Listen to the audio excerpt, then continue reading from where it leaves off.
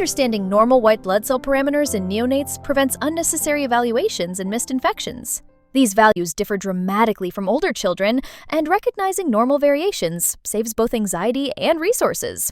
Total white blood cell counts range from 9,000 to 30,000 cells per microliter at birth. This wide range reflects the stress of delivery and varies with gestational age. The differential reveals fascinating developmental physiology. Neutrophils comprise 50 to 60% of the total, but here's what catches many practitioners. The absolute neutrophil count varies significantly.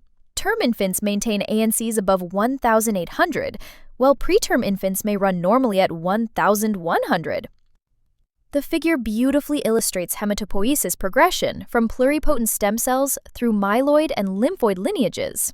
Notice how neutrophil production requires multiple differentiation steps. This explains why stressed neonates quickly deplete their reserves. Lymphocytes represent 20 to 40% of cells, with counts between 2,000 and 11,000. These cells provide our primary viral defense and explain why neonates struggle with certain viral infections. Band forms deserve special attention. Normal neonates may have band percentages up to 20%, much higher than older children. This reflects their immature marrow releasing younger cells during the stress of transition to extrauterine life. Remember, lymphocyte predominance emerges by 2 weeks of age, completely reversing the neutrophil predominance seen at birth. This normal developmental shift prevents misinterpretation of blood counts in the first month. Neutropenia in neonates demands systematic evaluation because consequences range from benign self-resolution to life-threatening sepsis. Defining neutropenia requires understanding age-specific thresholds. Absolute neutrophil counts below 1,500 cells per microliter, though some references use 1,000. Decreased production accounts for many cases. Maternal hypertension, particularly severe preeclampsia, suppresses fetal bone marrow. These infants present with neutropenia at birth that typically resolves within 72 hours. Viral infections, especially cytomegalovirus, directly suppress marrow production. Congenital disorders like Kostman syndrome cause severe chronic neutropenia requiring growth factor support. Increased destruction presents differently. Sepsis remains our most concerning cause.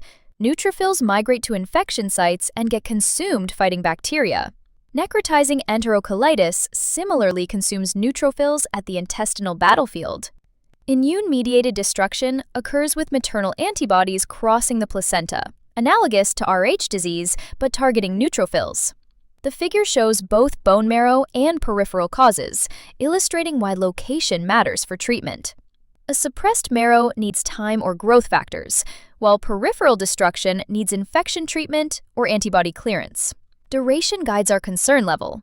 Transient neutropenia, lasting under 7 days, often reflects maternal factors or mild illness. Persistent neutropenia beyond 1 week mandates investigation for congenital disorders, ongoing infection, or immune destruction. Severe neutropenia with counts below 500 dramatically increases infection risk. These infants need protective isolation and empiric antibiotics for any fever. Evaluating neonatal neutropenia requires systematic assessment, balancing infection risk against unnecessary interventions. The duration and age at onset guide our diagnostic approach and urgency. For transient neutropenia, under 3 days, usually seen immediately after birth, maternal cause is predominant. Review maternal history for hypertension, medications, or infections. These infants rarely need extensive workup if they appear well. Monitor counts daily. Most resolve spontaneously as the infant's marrow recovers from perinatal stress. Persistent neutropenia beyond 3 days demands broader evaluation. Evaluate for sepsis with cultures and inflammatory markers. Consider viral studies, including cytomegalovirus PCR. Check maternal neutrophil antibodies if counts remain low despite clinical improvement. Nutritional deficiencies, though rare, include B12 and folate levels. The table provides crucial age-based thresholds. Notice how neutrophil requirements decrease with age. A count of 1,000 might concern us at birth, but appears normal by 1 month. For infants 6 to 12 hours old, counts below 5,000 warrant attention. By 12 to 24 hours, expect counts above 11,500. These dramatic shifts reflect bone marrow response to birth stress. Management depends on severity and clinical status. Asymptomatic infants with mild neutropenia need only observation. Febrile or ill-appearing infants require empiric antibiotics, regardless of neutrophil count.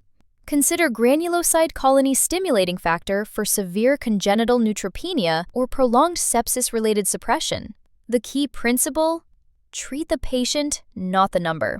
A well-appearing infant with isolated neutropenia often needs time more than intervention.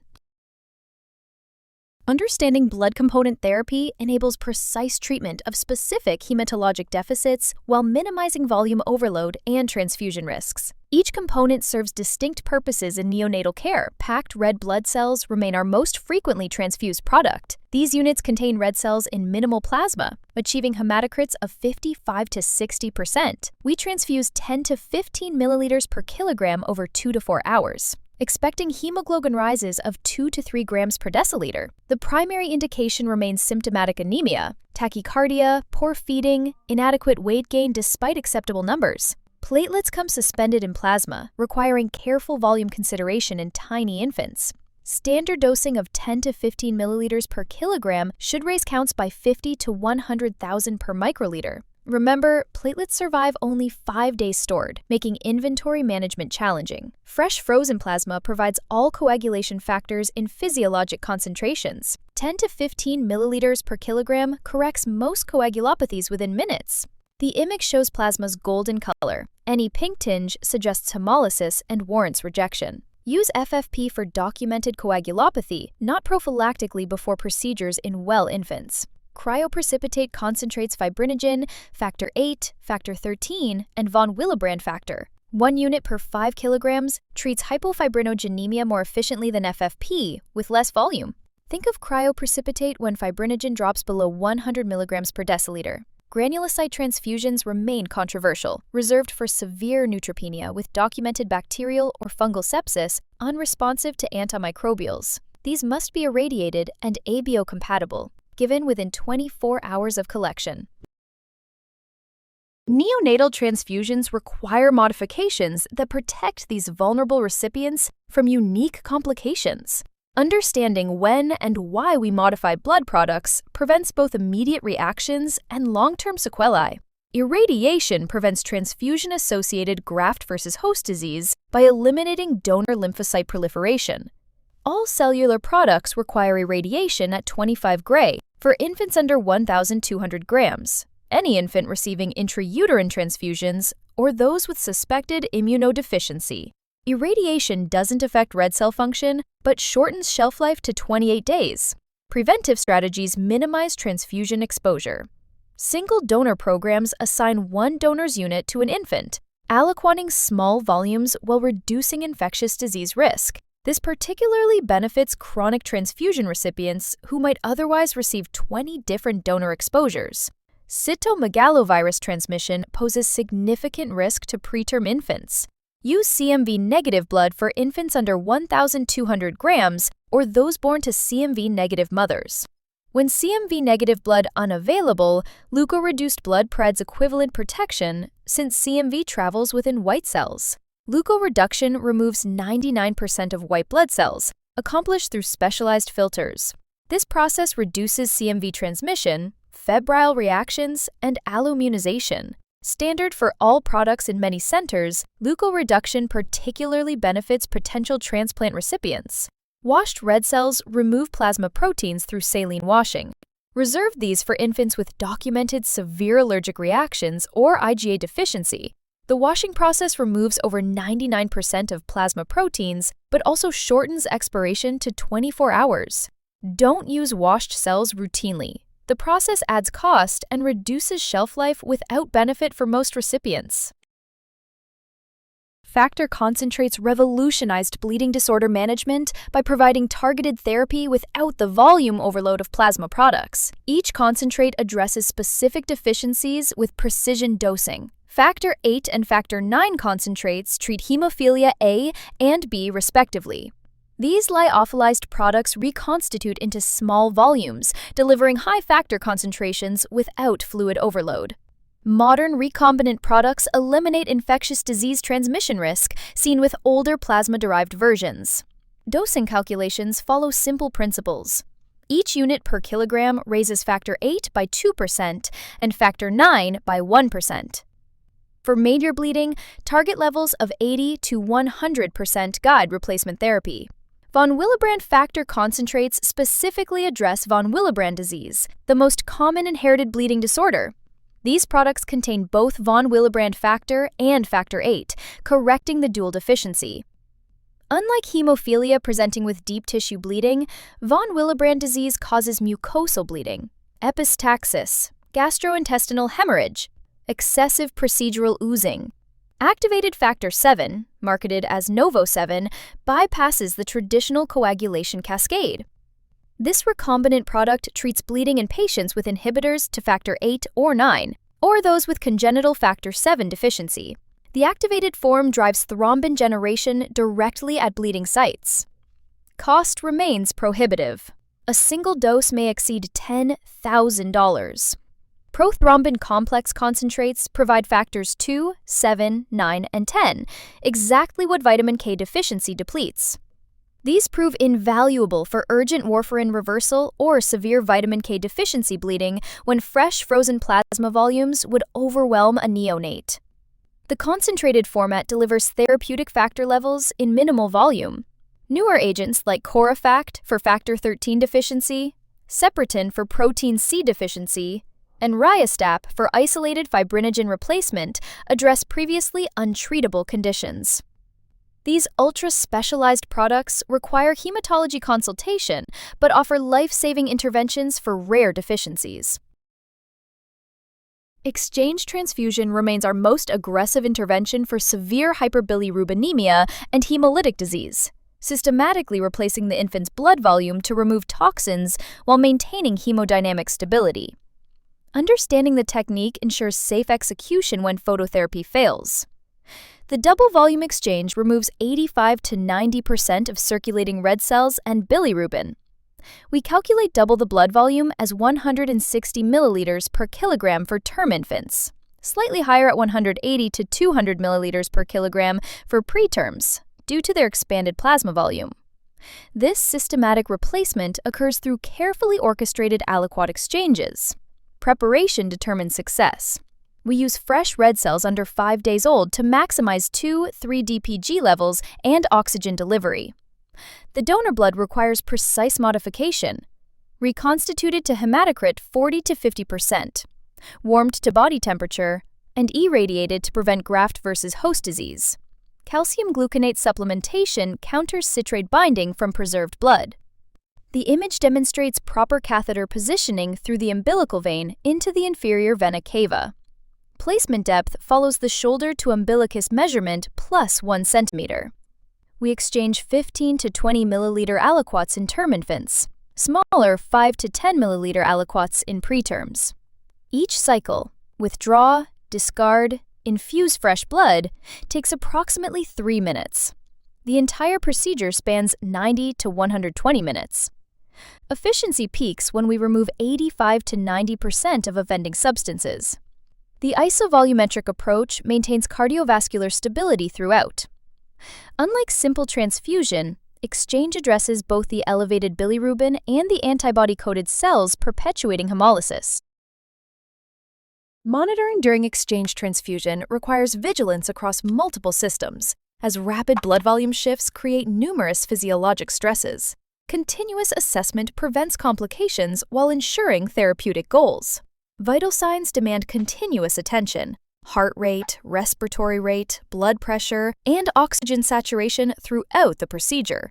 Bradycardia below 100 beats per minute, or desaturations signal withdrawal rates exceeding tolerance. Temperature monitoring prevents hypothermia from cool blood products. Any instability mandates pausing the exchange until stability returns. Laboratory surveillance before, during, and after guides management. Pre-procedure labs establish baselines, complete blood count, comprehensive metabolic panel including calcium and glucose, bilirubin, blood type, and crossmatch. Mid-exchange, we check glucose and ionized calcium, as hypoglycemia and hypocalcemia occur frequently from citrated blood products. Post-exchange labs confirm bilirubin reduction and identify electrolyte disturbances requiring correction. Complications arise from multiple mechanisms. Thrombocytopenia develops from platelet activation against foreign surfaces and dilution. Hypocalcemia manifests as jitteriness or seizures from citrate binding. Hyperkalemia threatens cardiac conduction as older red cells leak potassium. Acid-base disturbances swing either direction. Acidosis from stored blood or alkalosis from citrate metabolism. Infection risk escalates with central line placement and multiple blood product exposures. Documentation requires meticulous attention. Record every aliquot withdrawn and infused, running totals of exchange volumes, vital sign trends, and any medications administered. Blood bank protocols demand tracking donor unit numbers for potential transfusion reaction investigations. This detailed documentation protects both patient safety and medical legal requirements, while enabling quality improvement reviews of this high-risk procedure. Recognizing transfusion complications requires understanding their distinct presentations and timing, as early intervention dramatically improves outcomes. Each complication follows characteristic patterns that enable rapid diagnosis and treatment. Transfusion-related sepsis poses the greatest risk with platelet transfusions due to room temperature storage. Bacteria proliferate rapidly at 20 to 24 degrees Celsius, with gram-positive organisms predominating. Clinical signs develop during or immediately after transfusion: fever, hypotension, and cardiovascular collapse. When suspected, stop the transfusion immediately, culture both patient and blood product, and initiate broad-spectrum antibiotics. Prevention relies on strict storage limits and visual inspection for color changes or clumping. Acute hemolytic reactions, though rare with modern cross-matching, remain catastrophic when they occur. ABO incompatibility drives immediate intravascular hemolysis. The triad of fever, hypotension, and hemoglobinuria develops within minutes. Dark urine signals free hemoglobin overwhelming renal tubules. Management requires immediate transfusion cessation, aggressive hydration to maintain renal perfusion, and alkalinization to prevent hemoglobin precipitation. Febrile non-hemolytic reactions represent our most frequent complication, occurring when recipient antibodies react against donor white cells. Temperature elevation exceeding 1 degree Celsius defines the reaction. Unlike sepsis, vital signs remain stable beyond isolated fever. Treatment involves antipyretics and transfusion continuation after ruling out hemolysis. Leukoreduction significantly reduces incidence. Allergic reactions range from mild urticaria to life-threatening anaphylaxis. Most result from recipient IgE antibodies against donor plasma proteins. Urticaria and pruritus respond to antihistamines while allowing transfusion completion. Anaphylaxis with bronchospasm or hypotension demands immediate epinephrine and transfusion termination. Transfusion-associated graft versus host disease occurs when viable donor lymphocytes engraft and attack recipient tissues. Mortality approaches 90% once established. Irradiation completely prevents this complication by eliminating lymphocyte proliferation capability. Risk factors include extreme prematurity, intrauterine transfusions, and immunodeficiency states.